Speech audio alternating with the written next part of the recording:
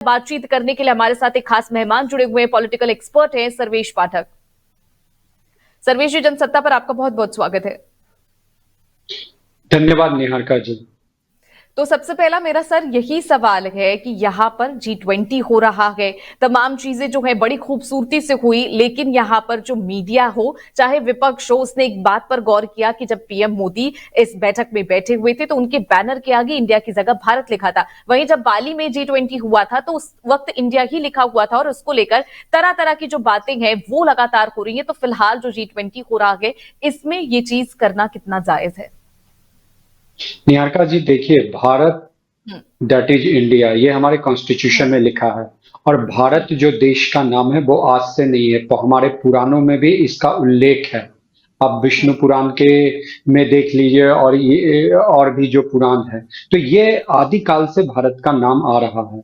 और आप अगर पासपोर्ट कैरी करती हो तो सबसे ऊपर में वहां पे भारत गणराज्य लिखा रहता है, नीचे रिपब्लिक ऑफ इंडिया लिखा रहता है। तो अगर बाली में इंडिया लिखा है और अपने देश में हो रहा है हम भारत लिखे, तो इसमें आपत्ति किस बात की है? अगर भारत को भारत के नाम से जाना जाएगा जो पौराणिक नाम है, तो इसमें आपत्ति कोई नहीं होनी चाहिए। किसी ने, सरकार ने इंडिया को तो हटाया नहीं है। ठीक है, भारत में हो रहा है, हम भारतवासी है, हम गर्वान्वित महसूस करते हैं कि नहीं? प्राइम मिनिस्टर के जो प्लेन है उस पे भी बड़े अक्षरों में भारत लिखा हुआ है। आपने नोटिस भी किया होगा, अभी भी जो प्राइम मिनिस्टर बाहर गए थे, तो जब वो प्राइम अंदर जाते हैं और उतरते हैं तो वहां जो कवरेज आता है उसमें बहुत ही बोल्ड में हिंदी में देवनागरिक लिपि में भारत लिखा हुआ है। तो हम देशवासियों को, खास के जो अपोजिशन पार्टी है, इस पे चर्चा करने की बजाय देश के समग्र विकास पे, और अभी का जो समय है यह समय है देश के हर पार्टी को एक साथ आके सरकार को सहायता करनी चाहिए। क्योंकि देखिए, ये इंटरनेशनल इवेंट जो है भारत में पहली बार इतने बड़ा हो रहा है। कॉमनवेल्थ गेम्स हमने करवाया, एशियाड भी हुआ, लेकिन ये जो G20 का है, ठीक है, पहली बार हो रहा है और इसका श्रेय हम सभी भारतवासियों को जाता है। और केवल एक कोई, जहां पे केंद्र सरकार या बीजेपी की सरकार है उसी राज्यों में इनके जो 200 मीटिंग्स पूरे साल भर में थे वो नहीं हुए हैं। हर राज्यों को इसमें शामिल किया गया है। भारत को पूरा भारतवर्ष को दिखाया गया है, चाहे वो कन्याकुमारी से लेके कश्मीर तक। कश्मीर में भी G20 की बैठक हुई थी, याद होगा, जो कश्मीर कभी आतंकवादियों के साये में था, आज वहां पे हम G20 की बैठक करते हैं। इसके लिए पाकिस्तान, चाइना सबने वो उठाया था। तो जो ऑपोजिशन पार्टी है उसको इसका श्रेय भी लेना चाहिए। और भारत सरकार को, शशि थरूर जैसे जो नेता हैं, जो अपना करियर कितने सालों अंतरराष्ट्रीय उस फोरम पे बिताया है, उन्होंने इसकी तारीफ की है। क्योंकि जो घोषणा पत्र हुई है उस पे जो सहमति बनी है, यह अपने आप में इस G20 के भारत के प्रतिनिधित्व का एक बहुत ही कहिए कि सफलता है। इसमें इस चीज को कोई नहीं देख रहा है। अरे भारत लिखा है तो भारत भारत का नाम है। हाँ, आप निहारिका जी भारतीयवासी लिखेंगी, इंडियन लिखेंगी, मैं भी भारतवासी लिखूंगा, या आप इंडियन लिखेंगे, किसी को कोई आपत्ति नहीं होनी चाहिए।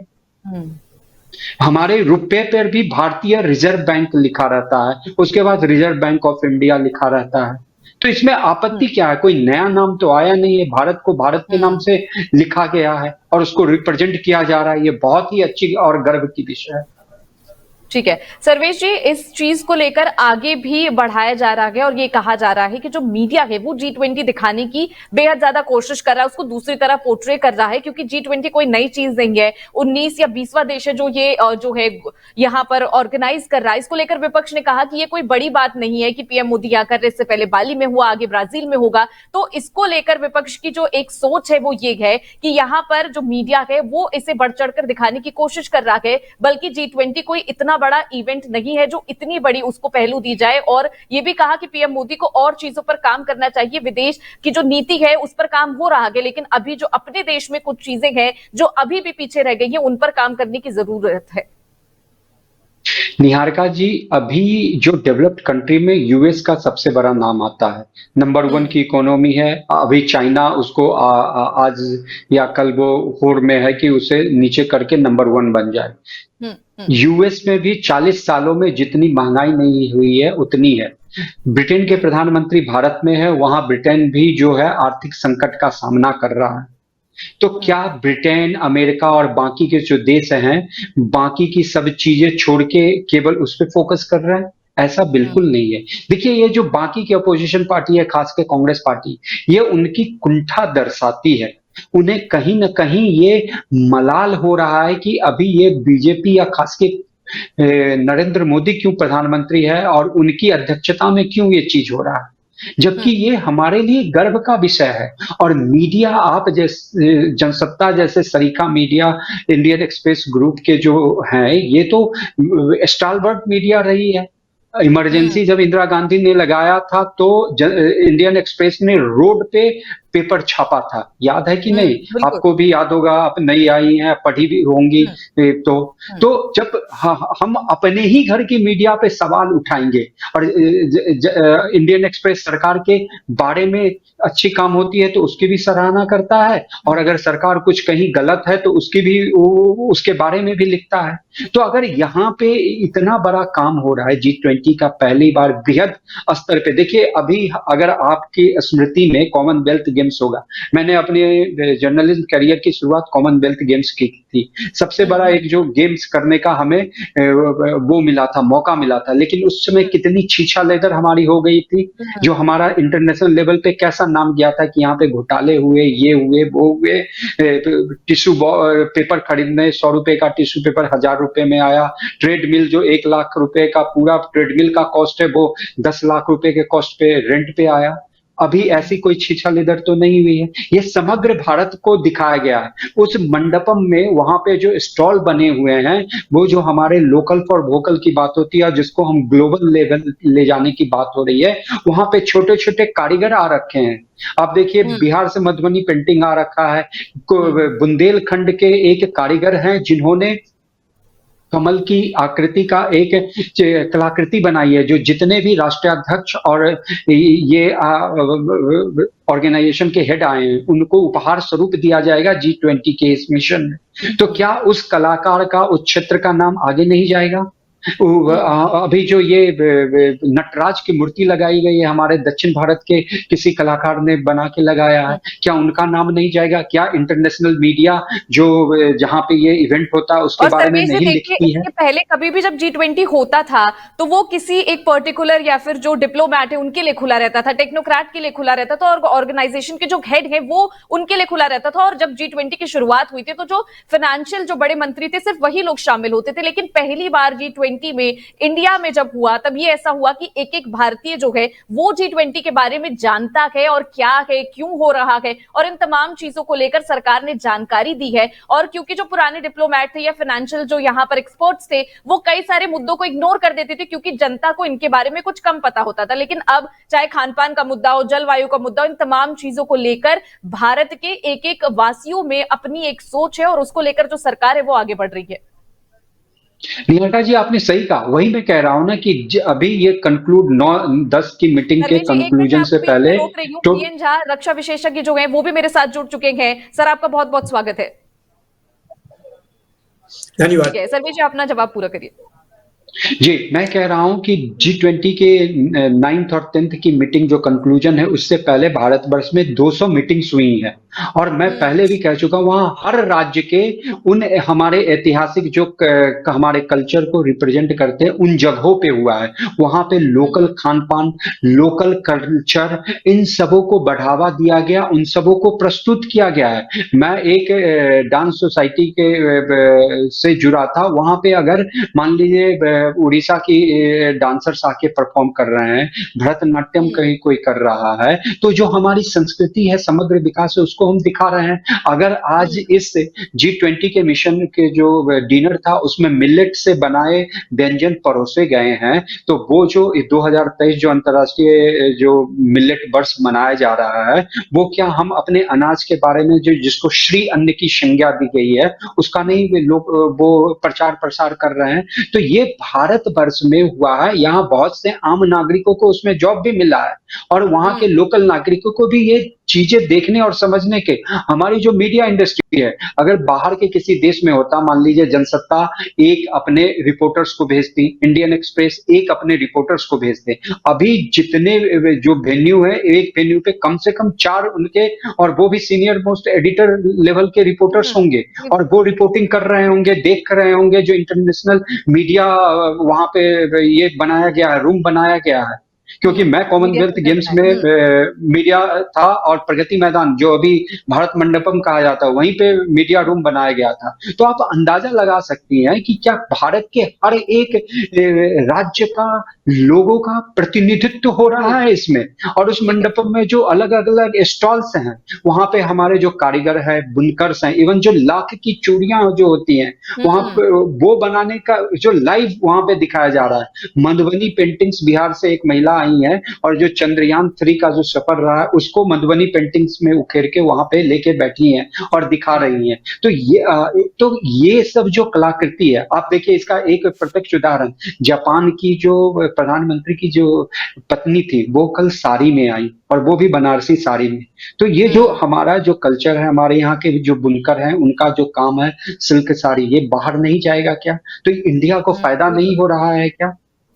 ठीक है सर्वेश जी, तो आगे भी जो G20 होगा उसको भी अब सोचना पड़ेगा, उन देशों को भी सोचना पड़ेगा कि किस तरह इंडिया ने एक नई तस्वीर खोली है। इन तमाम चीजों को लेकर भी बातचीत की है। फिलहाल अभियान जी सर से ले लेते हैं सवाल। और सर, यहाँ पर नई दिल्ली लीडर्स घोषणा पत्र जो है वो रिलीज हुआ है, बेहद अच्छा माना जा रहा है, और लंबे समय से इस पर बातचीत चल रही थी, और पीएम मोदी ने ये कहा कि उनकी जो टीम है, उनके अथक प्रयास के बाद आज ये रिलीज हुआ है। क्या होता है इस पत्र में, और इसे रिलीज करना फिलहाल कितना जरूरी है?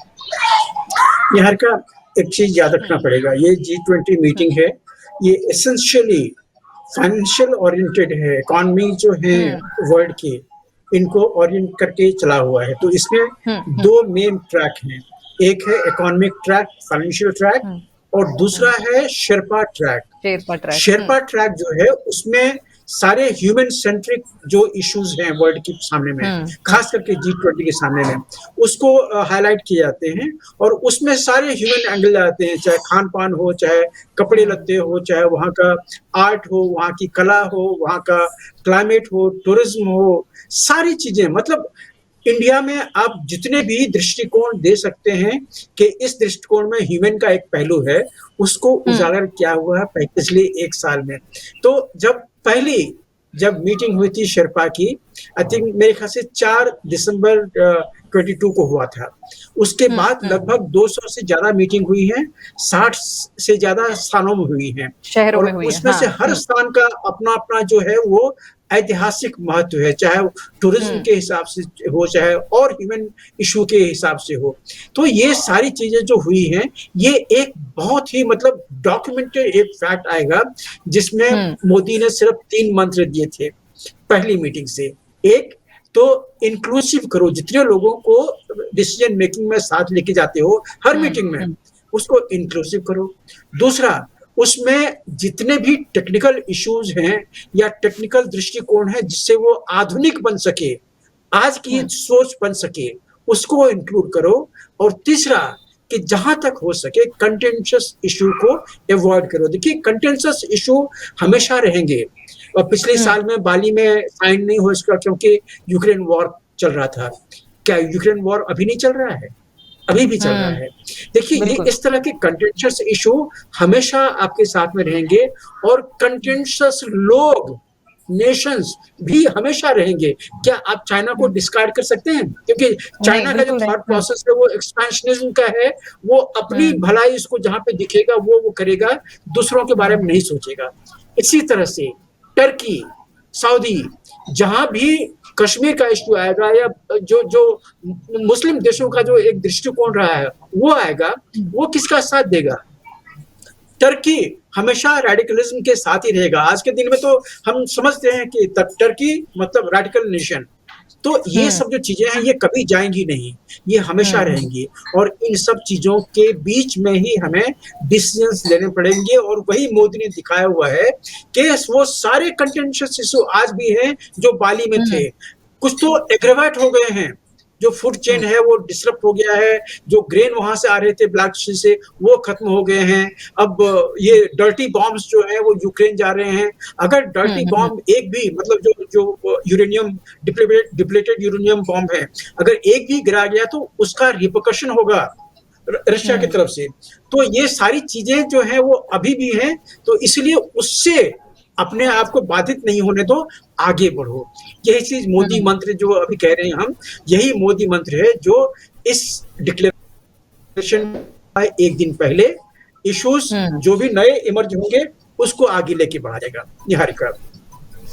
सर इसी पे एक और सवाल मैं ले लेती हूँ। अफ्रीकन यूनियन को जोड़ दिया गया और सुबह यहाँ पर जो पीएम मोदी है और अफ्रीकन यूनियन का जो यहाँ पर मिलाप हुआ, उसमें अंतरराष्ट्रीय लेवल पर अगर उसको देखें तो ये माना जा रहा है कि जो चीन है उसके लिए चक्रव्यूह, क्योंकि फिलहाल अकेले किसी देश को चीन को आंख दिखाना बेहद मुश्किल है। और आपको बता दूं कि जीडीपी जो है वो यहाँ पर अफ्रीकन यूनियन की 250 लाख करोड़ है। अफ्रीकन यूनियन में 55 देश है और आबादी जो है वो 130 करोड़ की है। और अब पीएम मोदी को यहाँ पर जो ग्लोबल साउथ के देश है तमाम, उनको उनका नेता की तरह देखा जा रहा है और उन्होंने यहाँ पर उस तमाम जो देश है उनकी एक नींव रख दी है। बीएन सर,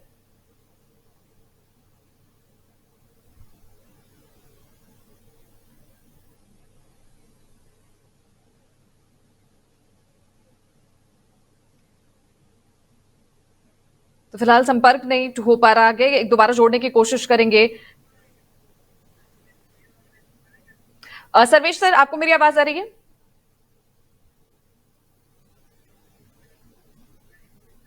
तो फिलहाल दोबारा जुड़ने की कोशिश करेंगे, तब तक आपको तस्वीरें दिखाते हैं जो भारत मंडपम से आ रही है। तमाम जो तस्वीरें हैं वो बेहद खूबसूरत है। तैयारियां आपको दिखाते हैं, डिनर में कितनी खूबसूरत तैयारियां हुई थी। जो टेबल है उन्हें फूलों से सजाया गया था और सामने जो है वो संगीत की प्रस्तुति भी वहां पर हो रही थी। और इस वक्त आप देख सकते हैं कि आखिरी जो वार्ता है वो खत्म हो चुकी है और उसके बाद यहाँ पर भारत से बनाई हुई एक खास चीजें सभी लोगों को यहाँ पर मोमेंटो के रूप में दिया जाएगा। और अब इसके बाद सभी लोग लाउंज में पहुंचेंगे और लाउंज के बाद सभी लोग अपने स्थानों के लिए प्रस्थान कर जाएंगे। तो ये तमाम तस्वीरें जो है वो लगातार हम आपको दिखा रहे हैं। पीएम मोदी और तमाम जो नेता हैं वो सुबह राजघाट में यहाँ पर पहुंचे थे। तो एक बार फिर से सर्वेश पाठक जो हमारे साथ तो जुड़ गए हैं। सर्वेश जी, आपने थोड़ी देर पहले यहाँ पर बात की थी कि अर्थव्यवस्था जो है वो तमाम दुनिया की सुस्त पड़ रही है, लेकिन अगर भारत की अर्थव्यवस्था की बात करें और जो ग्रेड है वो लगातार सुधरता हुआ नजर आ रहा है और इसी बीच G20 हुआ है। कितनी बड़ी तस्वीर।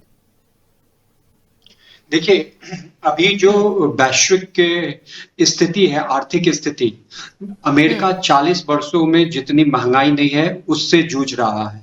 ब्रिटेन का भी वही हाल है। हमारा जो ग्रोथ रेट है, इवन वर्ल्ड बैंक ने इस जो क्या कहते हैं मीटिंग से पहले क्या दिया, आप हम सभी ने अपने समाचार पत्रों में प्रमुखता दिया होगा, जनसत्ता ने भी, इंडियन एक्सप्रेस ने भी, कि जो डिजिटल जो पेमेंट सिस्टम है कम से कम उसको 40 साल लग जाते हैं हासिल करने में, भारतवर्ष ने 6 वर्षों में हासिल कर लिया।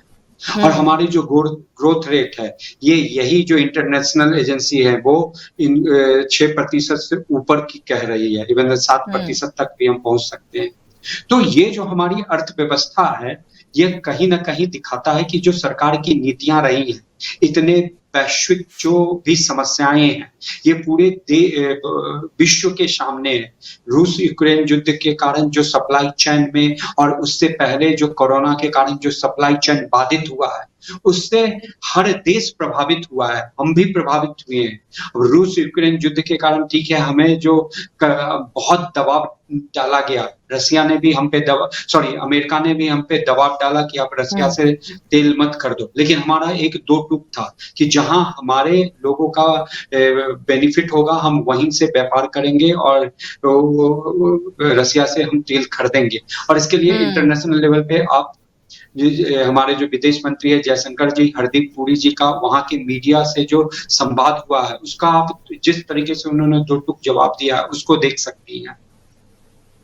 और दूसरी बात, जो अर्थव्यवस्था की हम बात करें तो भारत निरंतर अपने देश की अर्थव्यवस्था को आगे लाने के लिए प्रयासरत है।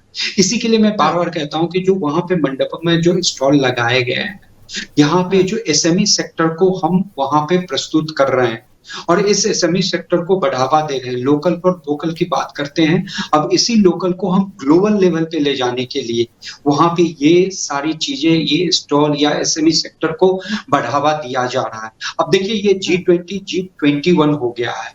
हमने जो गरीब देश था अफ्रीका यूनियन, उसको शामिल करवाया है। शामिल या किया, चाइना भी कहीं इस प्रतिस्पर्धा में था और इसकी और क्रेडिट लेने की कोशिश कर रखा था, लेकिन भारत ने उसको पूरा किया। अब देखिए चाइना की जो है विस्तारवाद की नीति है, वो अफ्रीकन नेशन में करीब 143 बिलियन डॉलर के आसपास जो है कर्ज दे रखा है और हम दूसरे नंबर पे हैं अफ्रीकन नेशन को कर्ज देने के मामले। लेकिन हमारी जो नीति है वहां के देशों के समग्र विकास की है और अभी आने वाले समय में कम से कम 170 बिलियन डॉलर के आसपास निवेश करने का भारत के उद्योगपति और भारत सरकार मिलकर प्लान कर रही है।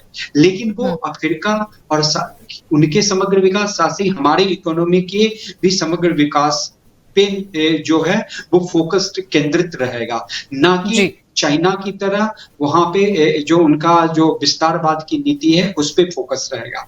तो हमारी जो अर्थव्यवस्था है यहाँ पे हर पहलुओं पे ध्यान दिया जा रहा है और उन चीजों को भी देखा जा रहा है कि हम कहीं से भी दबे नहीं। कोई भी जो डेवलप्ड नेशन है वो अपने ट्रेड पैक्ट के जाल में हमें फंसाए नहीं। अभी ऋषि सुनक बहुत आशा लेके आए हैं कि इंडिया के साथ फ्री ट्रेड एग्रीमेंट का पैक्ट साइन किया जाए। उन्होंने आते ही जो स्टेटमेंट होता है वो अपने इस वक्तव्य को दिया है। तो आप अंदाजा लगा सकते हैं कि जितनी हमें विश्व के दूसरे डेवलप्ड कंट्री को जरूरत है उतना ही डेवलप्ड कंट्री को भारत की जरूरत है, क्योंकि भारत का जो मार्केट है, जो बाजार है, वो अभी बहुत नए आयाम दे रहा है एक्सपेंशन के। जैसे हम अभी G20 जो क्रायोजेनिक इंजन है, जो GE इंजन है, उसको खरीदने की बात अमेरिका से डील चल रही है और वो फाइनल स्टेज में है। अगर इस समय इस करार को मंजूरी मिल जाती है तो हम अंदाजा लगा सकते हैं कि जो तेजस जो भारत में विकसित प्लेन है वो हम दूसरे देशों को बेच सकते हैं। ठीक है सर्वेश जी, आपने यहाँ पर बात की जो चीन है वो लगातार लोगों को लोन देता है, जो देश है उनको लोन देता है और उसके बाद यहाँ पर उन लोगों को अधीन बनाता है और इसी से आजाद करने के लिए अफ्रीकन यूनियन को हमने यहाँ पर जोड़ा और ये बड़ी तस्वीर है क्योंकि आर्थिक मदद जो है G20 के बाद वो भी मिलने की उम्मीद है, क्योंकि जो यहाँ पर विकासशील देश है उन पर बहुत ज्यादा ऋण होता है, इसीलिए जो डेवलपमेंट है वो बड़ी धीरे हो जाता है। निहारिका जी एक बार एक बार प्रश्न फिर से दोहराइए। मैं आपसे कह रही थी कि चीन जो है, आपने कहा कि वो लोगों को लोन बांटता है, जो देश है उनको लोन बांटता है और उसके बाद अधीन करता है, लेकिन भारत ने यही कोशिश की है कि जो अफ्रीकन यूनियन को जोड़े और इन लोगों को आजाद किया जाए ताकि इस समिट में बिठाकर वो बातचीत हो, भीख की तरह किसी को ना दिया जाए, क्योंकि पहले जो यहाँ पर ग्लोबल साउथ के देश थे उनको एक तरीके से गाली की तरह देखा जाता था और जो यहाँ पर विकासशील जो देश है उनके ऊपर ऋण बहुत होता है, इसलिए डेवलपमेंट जो है वो बड़ी धीरे हो जाता है। जी निहारिका जी, वही भारत वर्ष ने किया है। अभी G20 को शामिल G20 में अफ्रीकन यूनियन को शामिल करवा के एक बहुत ही बड़ा कदम उठाया है, क्योंकि देखिए ये विकसित और विकासशील देशों के लिए जो आवाज है, विकासशील देशों को सुनना पड़ेगा। जो विकासशील देशों की जो आवाज है उन्हें विकसित देशों को सुनना पड़ेगा। उनकी जो समस्याएं हैं, अगर हम जीरो डेटिंग की बात करते हैं, क्लाइमेट जो SDG का जो गोल है उस पर बात करते हैं, तो जो विकासशील देश है उसकी समस्याएं अलग हैं और जो विकसित देश हैं वो हम पे कुछ ऐसे थोपे नहीं, उससे हमें लड़ना भी है। और अफ्रीकन यूनियन को शामिल करने के लिए चाहे वो G7 का फोरम हो, चाहे ब्रिक्स का फोरम हो, चाहे G20 का फोरम हो, भारत सदा से आवाज उठाता रहा है। और अभी देखिए हमने बहुत एक कॉन्सेंसस बनाया, क्योंकि इसमें बाकी के देशों का भी कॉन्सेंसस होना जरूरी है। ये नहीं कि भारत वर्ष ने कहा और उनको शामिल कर लिया गया, बाकी के देशों को भी इसमें कंसेंसस लिया गया और शामिल किया गया है। और ये अफ्रीकन यूनियन के लिए बहुत ही बड़ी जो कहिए गर्व की बात है। जैसा कि मैंने आपको पहले ही बताया कि चाइना के कर्ज के तले 143 बिलियन डॉलर का जो कर्ज है, चाइना अफ्रीकन जो यूनियन सर्वेश जी, इसी में मैं एक बात ऐड करना चाहती हूँ। जो आज तमाम अखबार थे ना, उनकी जो हेडलाइन है आज वो यही रही कि global consensus made in India. जो आपने यहाँ पर बात की ना, तो ये जो तमाम अखबार है, चाहे विदेशी मीडिया हो या फिर हमारा खुद का मीडिया हो, वो लगातार ये समझ रहा है कि जो ग्लोबल कंसेंसस है वो भारत की तरफ झुकता हुआ नजर आ रहा है। और अब जो मेड इंडिया वाली पॉलिसी है वो भी जो तमाम बाकी देश है वो लगातार फॉलो कर रहे हैं और ये चाह रहे हैं कि जो इंपोर्ट है उसे कम से कम किया जाए। और ये जो इसकी पहल है वो भारत ने शुरू की। जी हाँ, आपने सही कहा। यह प्रमुखता से खबरों ने दिया है। मैं बार बार वही कह रहा हूं ना कि जो लोकल पर वोकल की बात हो रही है और वो ग्लोबल स्तर पे जो हमारी इकोनॉमी है, अगर हम किसी देश के साथ ट्रेड पैक्ट कैसे करें, जो हमारे यहाँ के जो इन्वेस्टर्स हैं, जैसे अफ्रीकन में अब हम प्लान कर रहे हैं कि ज्यादा इन्वेस्ट भारत निवेश करे। हमने देखिए जो छोटे देश, इवन हमने अफगानिस्तान को भी बिल्ड करने में कितनी मदद की भारत ने। भारत को वहां से क्या फायदा मिला? इवन जो वहां पे कुछ हिंदू रह रहे थे उनको छोड़ के, सिख को छोड़ के वहां से भागना पड़ा। तो भारत का जो एक नजरिया है वो किसी भी देश की समग्र विकास का है। उस समग्र विकास में अपने देश का भी विकास शामिल हो। वो किसी दूसरे नेशन की उसके कॉस्ट पे हम नहीं करते, जैसे कि चाइना की कर रहा है। अभी चाइना ने देखिए नया नक्शा उन्होंने पास किया, उसमें रसिया के भी कुछ पार्ट को, जिसपे उनका दोनों देश का एग्रीमेंट हो चुका था कि इस द्वीप पे दोनों का हिस्सा है और इतने पे आप रहोगे, इतने पे हम रहेंगे। लेकिन चाइना ने फिर से रसिया के उस द्वीप को अपने में मिला लिया है। तो भारत की जो पॉलिसी रही है, हम शुरू से भी तो एक अलग पॉलिसी लेके चले हैं और अभी जब से नरेंद्र मोदी की सरकार आई है तब से हम एक अलग पॉलिसी पे बात कर रहे हैं। जो हमारा विदेश मंत्रालय है वो इतने आज के टाइम पे अगर कह लीजिए कि मोदी मंत्रिमंडल में अगर सबसे जो सशक्त मंत्रालय है उसमें अगर आप गिनती किया जाए तो विदेश मंत्रालय जो है वो अग्रणी भूमिका निभा रहा है। और इसकी जो धाक है वो पूरे विश्व में दिख रही है। हर देश भारत की ओर ललायित है।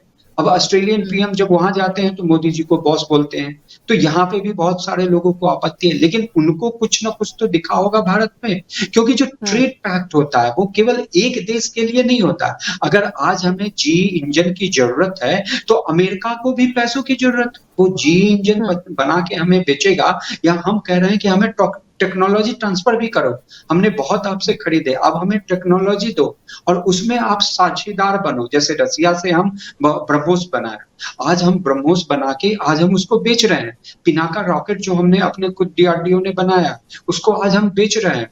तो ये जो डिफेंस के मामले में आज सरकार ने बहुत सारे प्रोडक्ट्स को मेक इन इंडिया के तहत बनाने का निर्णय लिया है। तो अगर आज हम सक्षम हो जाएंगे तो कल हम उसे बेच भी सकेंगे और उससे हमारी जो इकोनॉमी है उसमें इजाफा होगा। यानी सर्वेश जी, पीएम मोदी का जो विजन है वो उनको अच्छी तरह पता है कि आगे जाकर क्या होने वाला। उन तमाम चीजों को वो लगातार एक्सपैंड करने की कोशिश करते हैं और आशा करते हैं कि G20 जब खत्म हो तो जो तमाम देश है वो ये मेजबानी याद रखें और यहाँ पर जो फैसले लिए गए वो भी पूरे विश्व के काम आए। सर्वेश जी, अपना कीमती समय हमें देने के लिए बहुत बहुत शुक्रिया। धन्यवाद।